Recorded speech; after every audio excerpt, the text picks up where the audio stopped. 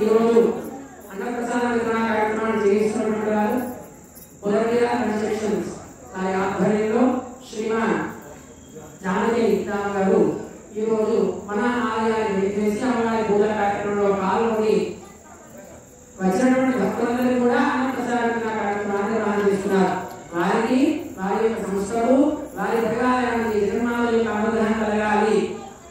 ఎవరైతే ధర్మాన్ని ఆచరిస్తూ ఉంటారో అటువంటి వారు ఉన్న చోటనే కాకుండా ఎన్నో చోట్ల అంటే ఇక్కడ చేస్తే మాకు ఉపయోగిస్తుంది అనేటువంటి సలహాలు లేకుండా వారు ఎవరో తెలియని చోట జ్ఞానకర్మాలు చేసుకోవడానికి అటువంటి వారు వీరు కాబట్టి వారు చేసేటువంటి అన్నప్రసాద వేదిక ద్వారా కలిగేటువంటి పుణ్యం ద్వారా వారి గృహము సమస్త సంపదలతో కూడా అమ్మవారి యొక్క అనుగ్రహం కలగాలి అని ప్రార్థన చేస్తూ ఈ రోజు అమ్మవారికి ఉపవాసన కార్యక్రమాన్ని నిర్వహిస్తున్నారు.